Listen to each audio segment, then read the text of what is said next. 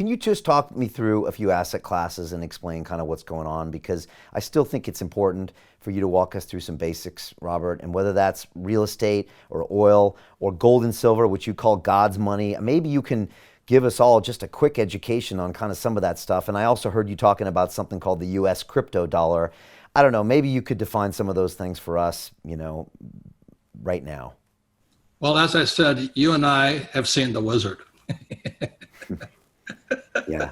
So at least we see the wizard, but most people don't, but at least we see it for what it is, right? We see that when big checks are being written, no matter if it's in the UK or the US or any other country, that means that basically they're giving the money on this way and they're taking it back the other way. They're taking it from us somewhere because money doesn't come for free.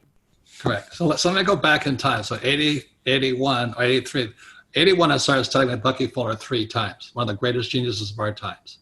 He was a futurist. So he was teaching us how to see the future. Then he passed away July 1st, 83. Then he published this book here posthumously, The Grunch of Giants. And with that, I wrote Rich Dad, Poor Dad, because what does God want done? We need financial education. So it was my rich dad who taught me that, not my poor dad. My poor dad was a PhD, poor, helpless, desperate.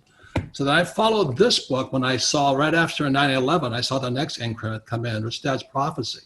And I said the biggest financial crash was going to come in 2016. Now, I didn't foresee quantitative easing, but we didn't have, back in 2002 when this book was published, there was no quantitative easing and there was no zero interest rate policy. And I went, oh my God, and then Trump got elected.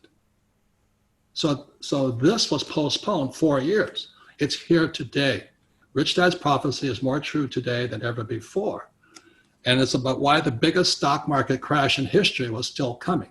Wall Street Journal trashed me. They took me to the cleaners. Said, you don't know what you're talking about.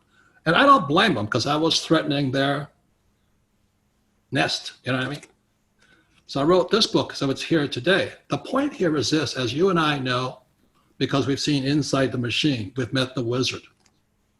The real problem isn't the stock market. The real problem is a shadow banking system. The banking system, the financial markets we don't see, which is the repo market, the consumer corporate credit market, and then the commercial paper market. They're broke. So this stuff was happening in September last year, but they keep hyping it, CNBC and those guys. I know they have a job to do. They keep hyping this market up. So the market was hitting great peaks. And so I tell my friends who have 401ks and IRAs and all this stuff, I said, hey, did your financial planner call you in December and tell you to get out? No, they told you to stay in. They told you to stay in, and meanwhile, the stimulus package comes in, it jacks the price. After they started to deflate, the stimulus market came in, they popped it up again so guys could escape. So the rich could escape. Meanwhile, they're on CNBC telling you, stick it out, stay for the long term, the market will bounce back.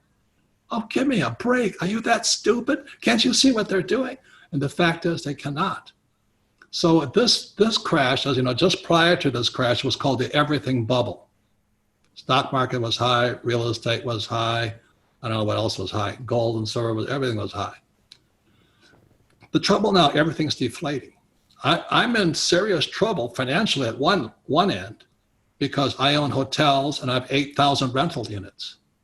Today, they're not paying rent. Now, does that affect me? Of course it does.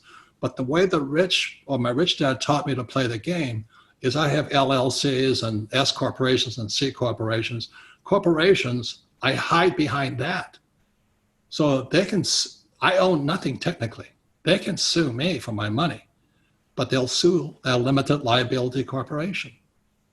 They can't touch me. So this is what I taught in Rich Dad, Poor Dad. So it's not the asset. I have businesses, I have real estate, I have stocks, bonds. I don't have any stocks, bonds. I have gold and silver, I have oil. Now, is my oil guy in trouble? No, because he didn't finance his oil drilling with debt. So some people are doing really well because they saw this coming. So it's not the asset class. It's really understanding or looking behind the curtain, seeing the wizard. Right now is Powell. And Larry Summers and these guys. I mean, they misled us totally. So am I going to cry? No. What am I going to do? I'm going to change me. I can't change them, but I can change me. That's my attitude.